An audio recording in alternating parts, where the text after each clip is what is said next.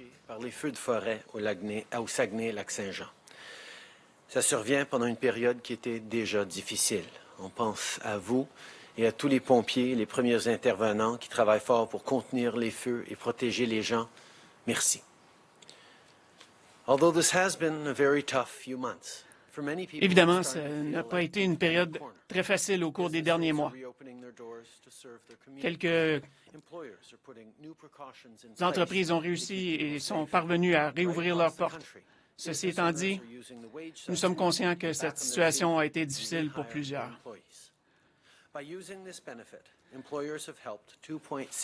Grâce aux subventions que nous avons fournies, nous avons été en mesure de permettre aux entreprises de subvenir aux besoins de ses employés et ainsi aider les familles canadiennes à pouvoir subvenir aux besoins de leur famille. Par exemple, si on prend l'exemple de Vancouver, ils ont été en mesure de donner un coup de main à 3 différents restaurants de la région de Port Moody. Ils ont aussi été en mesure de garder 18 personnes occupées et leur permettre de faire un retour au travail. Ceci étant dit, nous sommes parfaitement conscients qu'il y a plusieurs industries qui ont été affectées et touchées plus difficilement que d'autres. Et ce sera plus difficile et une période qui va faire en sorte que nous allons devoir attendre encore quelque peu pour aider quelques autres entreprises. Comme nous l'avons mentionné mardi dernier, nous allons poursuivre et prolonger la subvention pour 2 autres mois. Ces derniers mois, on a mis en place toute une série de programmes pour aider les Canadiens à traverser cette période difficile. Depuis le tout début, on a dit qu'à mesure que la situation évoluerait, notre réponse évoluerait avec elle. On a donc décidé de prolonger la prestation canadienne d'urgence et la subvention salariale d'urgence. On comprend les défis auxquels les gens sont confrontés et on veut leur donner assez de temps pour trouver du travail. Bien sûr, ce n'est pas toujours simple de retourner travailler. Beaucoup d'entreprises doivent transformer leur façon de faire pour pouvoir rouvrir leurs portes. Si vous avez des questions au sujet des procédures et des mesures à respecter pendant la reprise, on met plusieurs ressources à votre disposition. Le Centre canadien d'hygiène et de sécurité au travail vient tout juste de publier sur son site Web des fiches d'information sur la santé publique qui sont une excellente source de renseignements. Il a également lancé un portail en ligne où les entreprises peuvent partager leur expérience et des pratiques exemplaires, que ce soit des trucs pour désinfecter les lieux de travail ou des conseils pour le port du masque. On a beaucoup de chemin à parcourir dans les prochains mois, mais en travaillant ensemble, gouvernement, entreprises et citoyens, on va passer à travers. Avec les différentes entreprises qui ont procédé à de nouvelles façons de demeurer et être en mesure de répondre aux nouvelles demandes qui sont exigées par cette pandémie. Il est important pour les entreprises de trouver de nouvelles façons de pouvoir répondre aux besoins de leur clientèle et de pouvoir aider leurs entreprises. Comme par exemple, on n'a qu'à penser dans le secteur agricole. De plus en plus de pays à travers le monde font appel à différents produits de notre pays et ainsi, nous pouvons ainsi aider ces gens. Nous avons réussi à obtenir plusieurs nouveaux emplois qui offrent d'excellentes considérations salariales. Nous sommes très heureux de voir que cette industrie est en pleine expansion.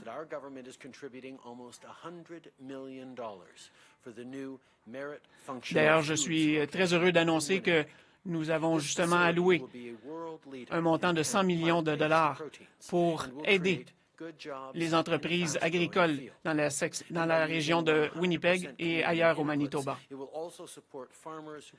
Nous sommes confiants que cette aide et ce financement vont aider les différentes compagnies agricoles de la région.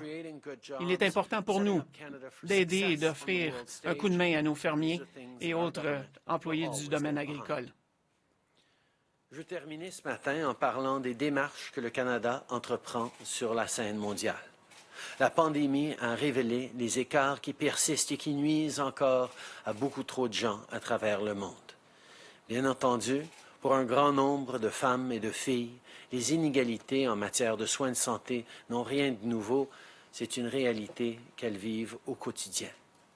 Encore aujourd'hui, les femmes et les filles doivent se battre pour obtenir des soins de base et meurent de maladies qu'on peut prévenir. Et trop souvent, le droit des femmes de prendre des décisions concernant leur propre corps est remis en question. Depuis notre arrivée au pouvoir, on place l'égalité des sexes au cœur de tout ce qu'on fait. Et c'est ce qu'on continue de faire aujourd'hui. Ce matin, la ministre Gould participe à la conférence She Decides Now et annonce que notre gouvernement va investir près de 94 millions de dollars pour appuyer la santé et les droits sexuels et reproductifs des femmes et des filles les plus vulnérables du monde. Ces fonds vont permettre d'offrir un éventail de services, qu'il s'agisse d'aider les sages-femmes professionnelles et certifiées en Somalie ou de contrer la violence fondée sur le sexe dans les camps de réfugiés Rohingyas.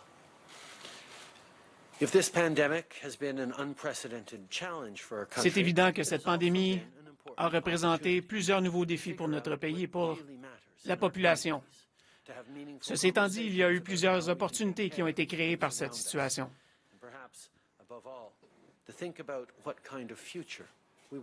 Nous n'avons qu'à penser au futur que nous souhaitons développer et que nous souhaitons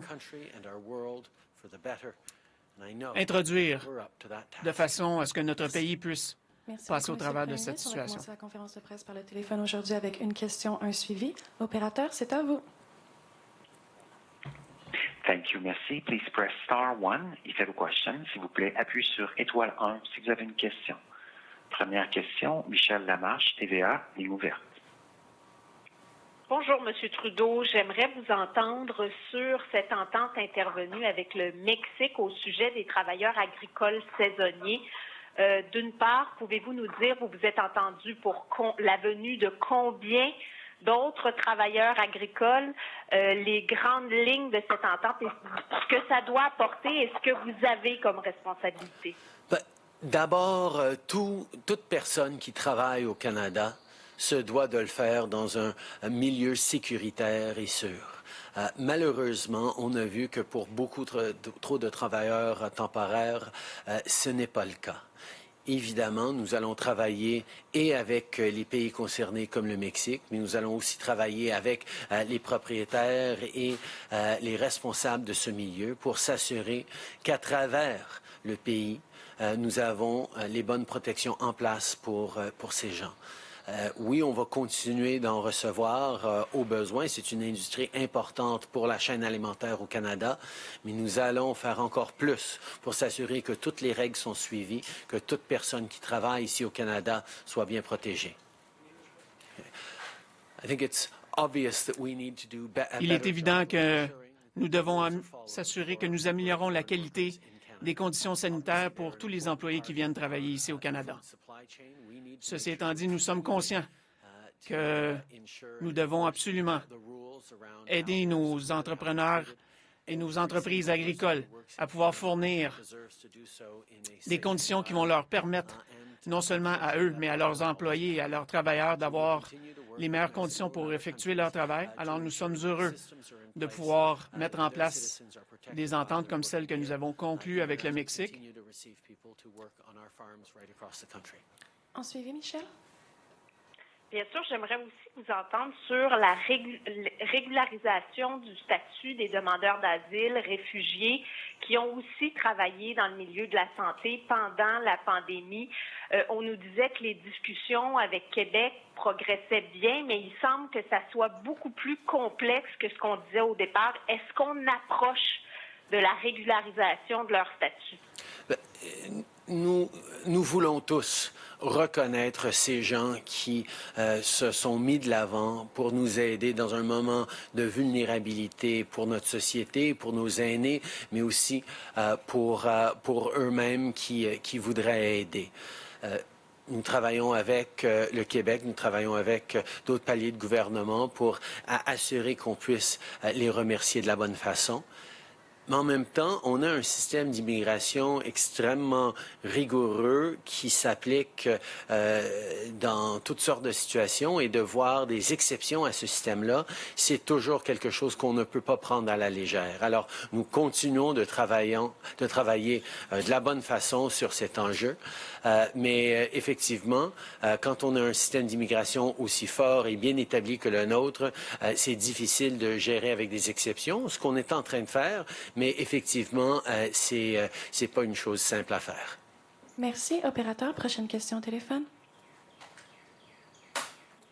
Prochaine question, Mélanie Marquis, La Presse, ligne ouverte. Merci beaucoup. Bonjour, M. Trudeau. Les compagnies aériennes canadiennes vous demandent à votre gouvernement d'assouplir les interdictions concernant les voyages internationaux. On a beaucoup parlé de la frontière avec les États-Unis. Bon, ça s'est prolongé jusqu'au 21 juillet. Mais qu'en est-il des voyageurs internationaux? Est-ce que vous prévoyez procéder par étapes, permettre aux ressortissants de certains pays où l'infection est moins grave d'entrer progressivement? Pouvez-vous clarifier quel est votre plan à moyen terme, disons, là-dessus? Comme on a dit depuis le début, la sécurité, la santé des Canadiens, c'est notre préoccupation première. Évidemment, il y a des endroits dans le monde où la crise est moindre, mais il y a aussi des endroits où ça continue de faire rage. Nous allons donc regarder attentivement à quel point nous allons commencer à pouvoir rouvrir nos frontières. Je comprends qu'il y a bien des opérateurs touristiques, il y a bien des lignes aériennes qui voudraient qu'on accueille des touristes, encore une fois, qu'on permette aux gens de venir au Canada, encore une fois. Mais tous ces gens-là doivent comprendre que si on prend des pas trop rapidement, si on n'est pas sûr de ce qu'on fait à chaque étape, on risque de retomber dans une deuxième vague, comme on est en train de voir dans certains endroits du monde, et de devoir refermer notre économie et se réconfiner. Et je sais qu'il n'y a pas personne qui veut ça. Alors, à chaque étape, nous allons suivre de façon graduelle et progressive ce qui se passe. On va se pencher tranquillement sur les étapes à prendre en regardant le contexte international au complet et en faisant tout ce qui est nécessaire pour protéger les Canadiens à chaque étape. I think there's a lot of tourist operators, a lot of regions in the plusieurs country. Compagnies aériennes et industries qui sont inquiets de la situation et qui ont hâte de pouvoir accueillir des voyageurs. Cela va évidemment permettre plusieurs entreprises locales à pouvoir fleurir. Mais ceci étant dit, on se doit d'être prudent. On se doit d'y aller étape par étape. Et la priorité a toujours été pour nous de s'assurer que la sécurité et la santé des Canadiens étaient mises de l'avant. On doit absolument faire attention. On ne peut pas se permettre d'ouvrir trop rapidement. On veut à tout prix éviter de devoir retourner à la situation que nous avons vécue et que nous avons connue auparavant. Comme vous le savez, cette situation a été très néfaste et très dommageable pour les petites et plus grandes entreprises de notre pays. Alors, c'est pourquoi nous devons être prudents. Oui, sur un autre sujet maintenant, Michael Kovrig et Michael Savard en Chine, il y a M. Pompeo, le secrétaire d'État américain Pompeo, qui a fait une sortie qui a réclamé leur libération. La dernière fois, c'est pas la première fois qu'il le fait, la dernière fois, ça n'avait pas fonctionné. Mais pour les deux Michael en Chine, qui n'ont pas eu de visite consulaire depuis le mois de mai en Chine, avez-vous à tout le moins réussi à obtenir des assouplissements de leurs conditions de libération? Où en est l'ambassadeur Barton à ce chapitre-là? Effectivement, je veux d'abord remercier pas seulement les États-Unis, mais nos autres alliés et amis à travers le monde qui ont exprimé haut et fort leur solidarité avec le Canada et leur condamnation de la détention arbitraire de ces deux Canadiens. C'est dommage de voir la Chine continuer à persister, à punir des Canadiens pour une décision indépendante de notre système judiciaire dans le cas de Mme Meng. Et nous allons continuer et de pousser pour un meilleur accès consulaire, mais aussi de pousser pour le retour des messieurs Kovrig et Spavor. C'est une situation extrêmement difficile pour eux, c'est une situation extrêmement difficile pour leur famille, mais c'est aussi une situation fâcheuse et troublante pour tous les Canadiens de voir ce que la Chine continue à faire par rapport à ces deux citoyens. Okay. I'd like to begin J'aimerais tout d'abord, encore une fois, remercier non seulement les États-Unis, mais aussi les autres pays du monde qui considèrent que cette détention de nos deux citoyens en Chine est faite de façon qui est réellement arbitraire. Selon nous, il est évident que cette situation est intimement liée à ce qui se passe avec le dossier de Mme Meng et nous condamnons, comme nous l'avons mentionné précédemment, ces détentions, mais aussi les conditions dans lesquelles ces deux personnes, ces deux Canadiens sont détenus. Nous allons continuer à travailler fort et à essayer de tout mettre en œuvre de façon à pouvoir obtenir la libération de ces deux. Thank you. Operator, next question on the phone. Next question is from Mia Robson, the Canadian Press. Please go ahead. Yes, good morning. I'm Bon matin. curious when it comes to China, the government is saying that Quand on regarde la question linking the case des détentions des deux Canadiens en Chine, Canadians are irresponsible and that there are no links between the two cases. et quand on considère qu'il ne semble pas y avoir vraiment de lien entre ces deux dossiers, comment considérez-vous la situation? Dès le début, dès les premières journées de détention, la Chine a pourtant signalé qu'il y avait un lien.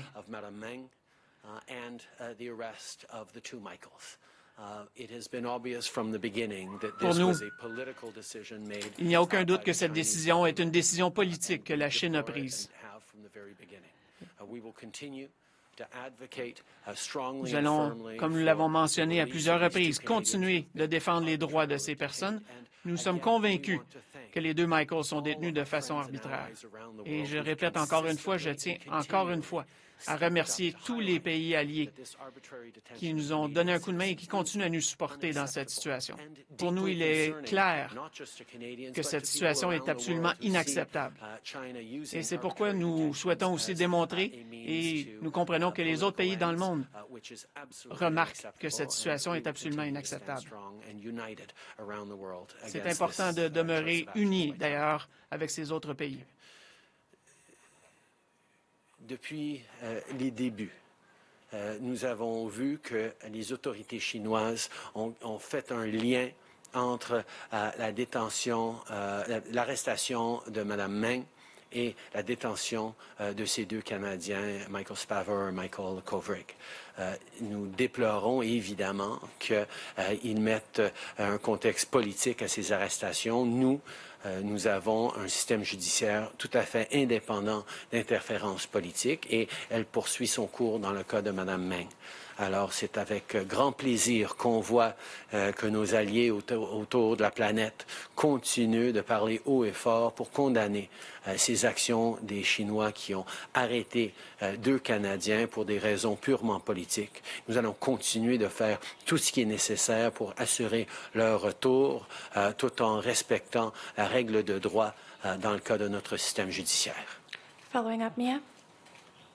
Yeah, when it comes to Huawei and Canada's 5G network, Quand on parle de la situation avec Huawei et leur système de télécommunications ici au pays,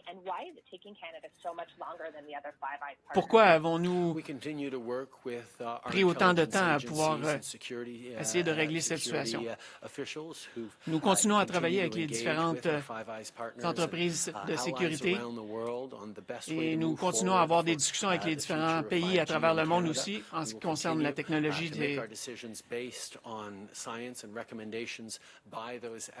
Nous attendons d'autres rapports de façon à pouvoir être en mesure de travailler avec nos experts dans nos services de renseignement et nos services d'information qui font des recommandations sur comment on doit assurer la sécurité de notre système 5G.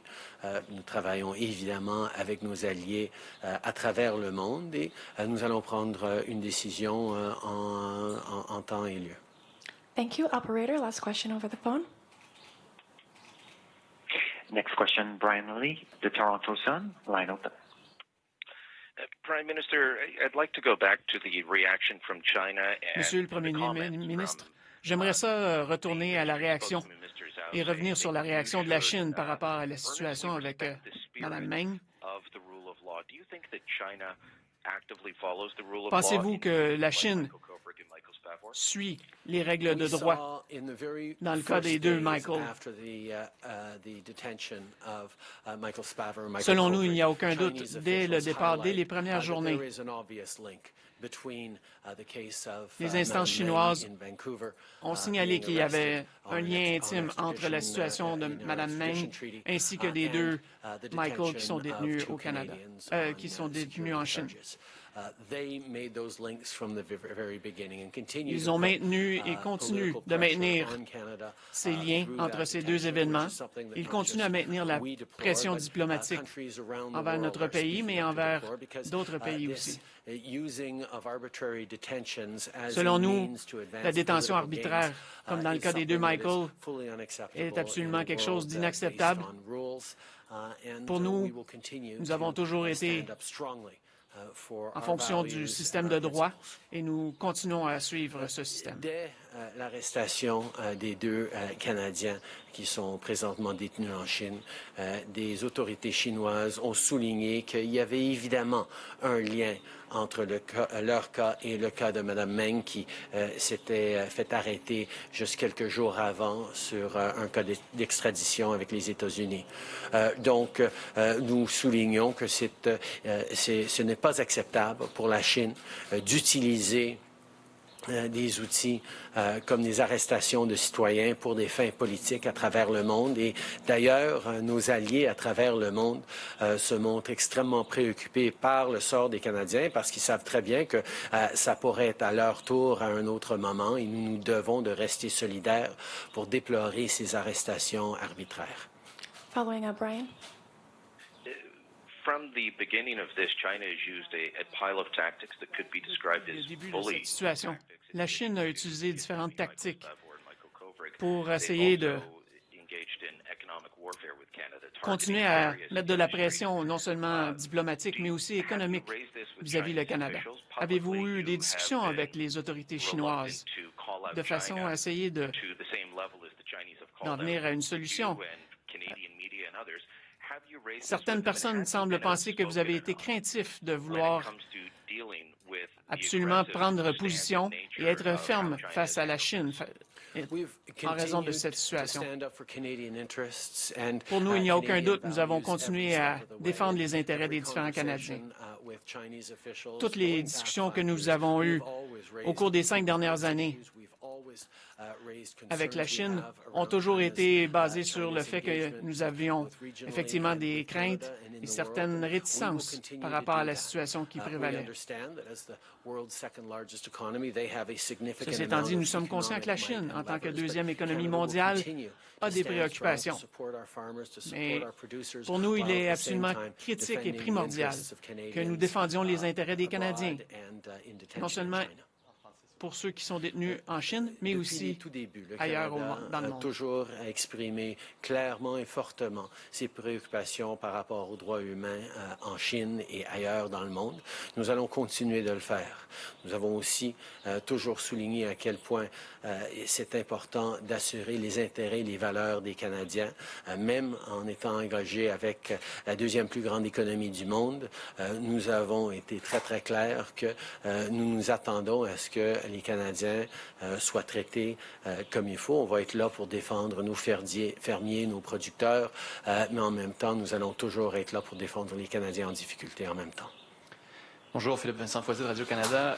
J'ai une question sur la PCU. Il y a des gens qui ont eu la mauvaise surprise au cours des derniers jours de recevoir un message à l'Agence du revenu qui leur ont dit bien, vous n'avez pas le droit à la PCU ce mois-ci parce qu'au début, il y a eu 2 chèques qui ont été envoyés où il y a beaucoup de confusion chez plusieurs qui, aujourd'hui, se retrouvent sans leur chèque de la PCU. Ce chèque qui aurait été utile, nécessaire, essentiel pour payer l'épicerie, le loyer et toutes les autres dépenses courantes. Vous leur dites quoi à ces gens-là?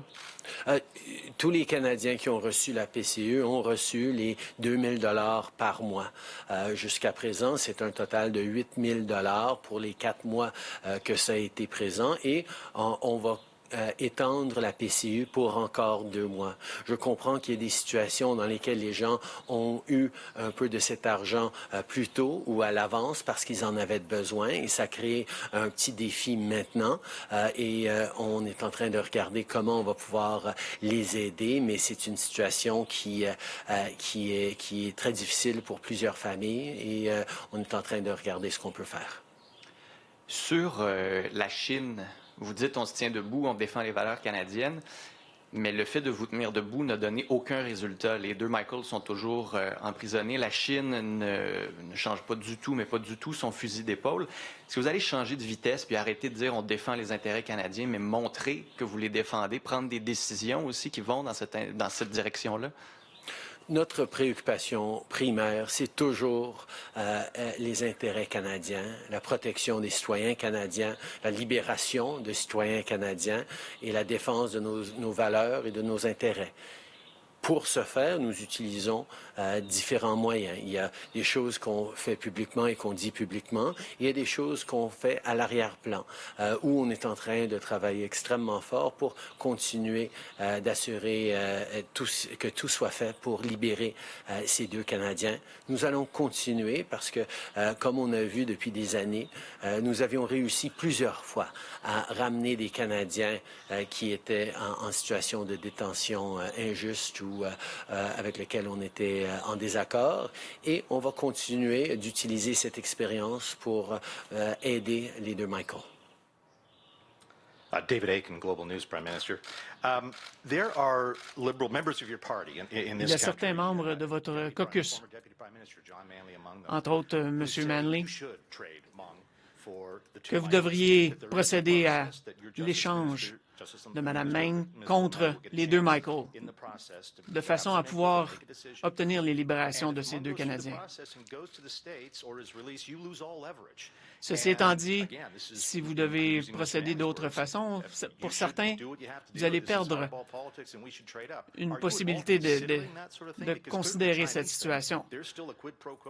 Parce qu'il est évident que la Chine se retrouve dans cette situation. Non, ce n'est pas une option que nous considérons.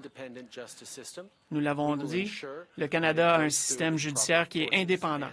Et nous souhaitons procéder de façon qui respecte les valeurs, non seulement de notre population, mais aussi les valeurs de notre système.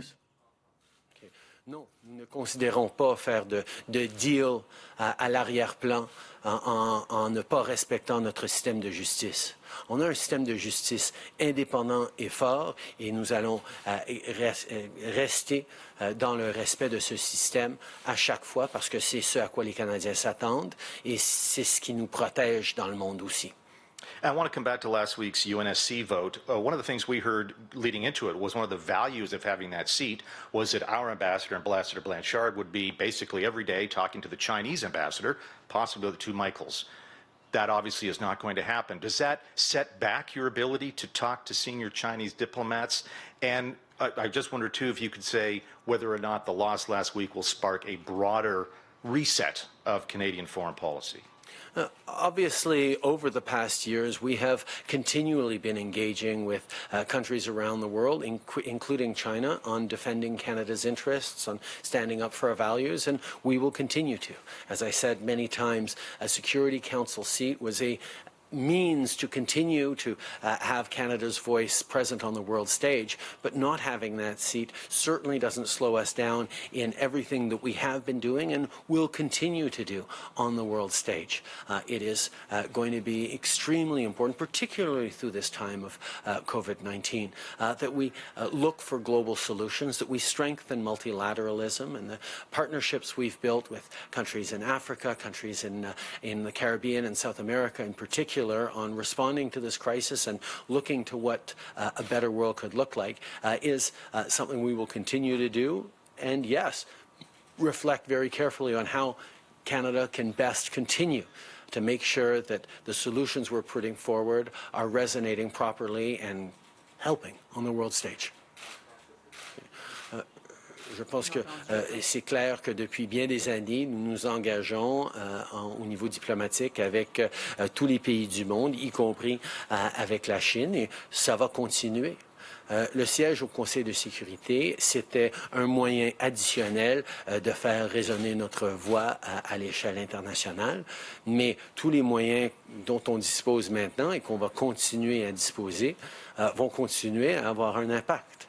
Nos partenariats, particulièrement en Afrique et dans les Caraïbes, en Amérique sud et centrale, vont continuer d'être extrêmement importants dans l'ère de la COVID-19, mais aussi au fur et à mesure qu'on rebâtit et qu'on transforme notre monde pour le mieux.